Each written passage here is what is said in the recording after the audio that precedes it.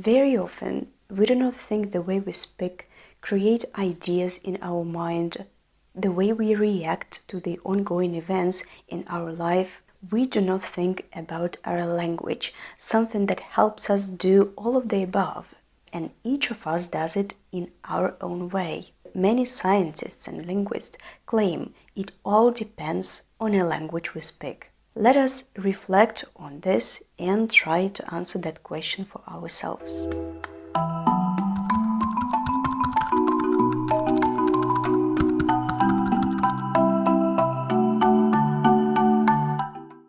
Hello and welcome to Language Easy. Today I'm bringing you the topic which I've been thinking myself about for quite a while.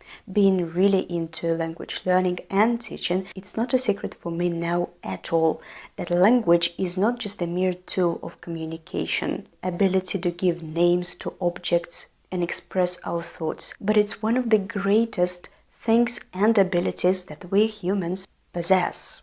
And being humans, we all like to differ one from another. The thing number one that helps us do that is looking at our background, where we were born, what culture we were raised in, and what our native language is.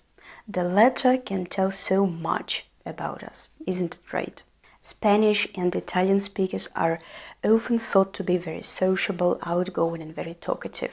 Russian speakers are very often said to smile very seldom and to be very reserved. Meanwhile, the English are often believed to be punctual and very polite people. What's right is right, but we cannot always trust the rumors. The language, this is the thing that we have to look at and observe. Every language, and there are more than 7,000 of them on our planet, represents its own sounds and structure. Languages influence our ability to perceive the world. The first thing that comes to my mind thinking about it is how numbers are represented in different languages. I'll give you my favorite example. Let's see how the French will pronounce the number, say, 94. For English, Russian and Spanish speakers, it will be just 94. Meanwhile, the French will call it 94, which literally will be translated like 420s 14. Isn't it astonishing?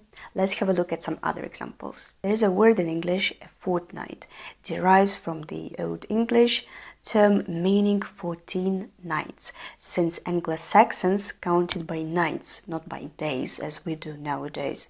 The word is said to be used in British English, and for such cases like, for example, you get paid every fortnight, or else you can get a fortnight holiday. In Russian, for example, there is no specific word that will denote the period of 14 days. We usually just say the exact number of days or weeks. There's a Spanish word, quincena, period of 15 days, also connected to work and how some people get paid every 15th of each month. Quinceañera is another Spanish word related to the number 15.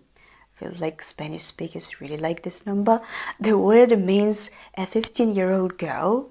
The thing is that mostly in Latin American countries, the 15th birthday of a girl is celebrated very widely. It is a very special day on which a girl is dressed up literally like a bride. Why exactly 15 years old?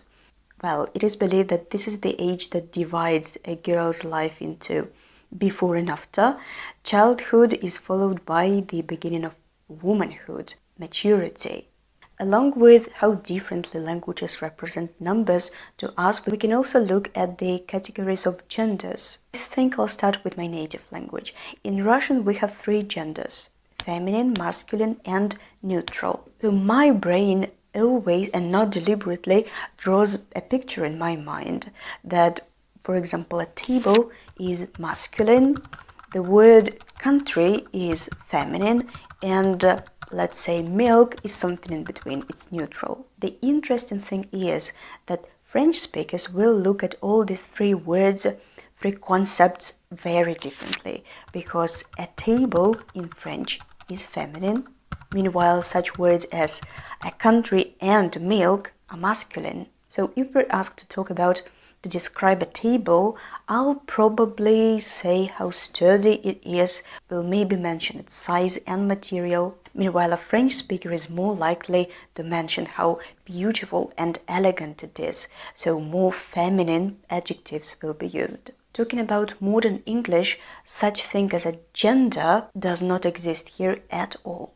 There are cases when you have to guess from the context if something or somebody you're being told about is masculine or feminine.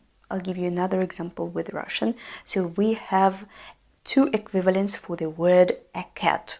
We can call it kot if it's masculine, and if it's a girl we will call it koshka. Moreover, in Russian we change the verb endings depending on its gender. So if you're talking about a friend, you will know straight away if it's she or he you're talking about. The concept of gender does not exist in many languages, by the way. Japanese, Chinese, Turkish do not have any categories of gender. Meanwhile, some African languages are said to have more than 4 genders. And I can give you even more examples of how languages make us perceive the world very differently.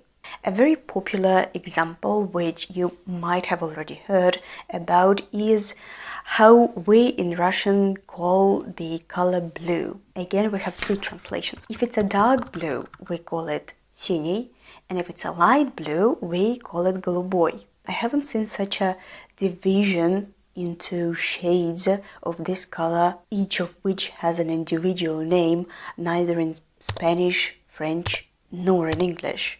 In some African countries, I've heard they have several names for a black color. Direction of writing is another example which I think is worth paying attention to. Most of languages use the writing system which go from left to right, but there are some other languages that go from right to left. For me, to be honest, it's even hard to imagine.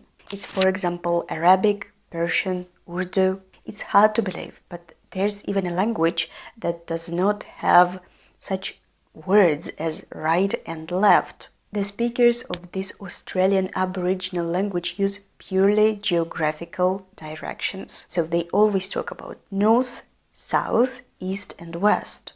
For its speakers, having a great sense of direction is essential. They have to be well geographically oriented.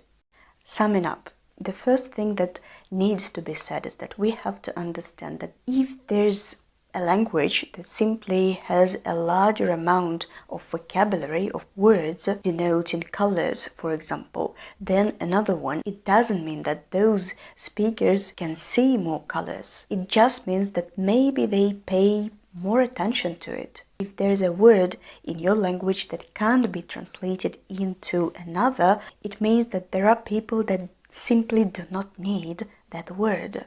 We all have more or less the same abilities. We can see the spectrum of colors, we can count, can tell directions, but our language makes us see the world, react to events, and describe our feelings differently. Our native language can tell so much about us and our culture. The concepts of culture and language are so closely related because they both train us to behave in a specific way from our childhood. A great diversity of languages existing around the world makes us perceive and understand this world in a different way, in our own way. So does a language shape and influence the way we think? Undoubtedly yes, in my view. Tell me what you think in the comments. Go to the video description and join the free newsletter from my website if you would like to support my work and my channel and get extra and unique monthly content from me. You can also do it by clicking one of the links down below. And also don't forget to click on the bell button just right here to get notified about my next video. Thanks for watching. Hope you enjoyed it.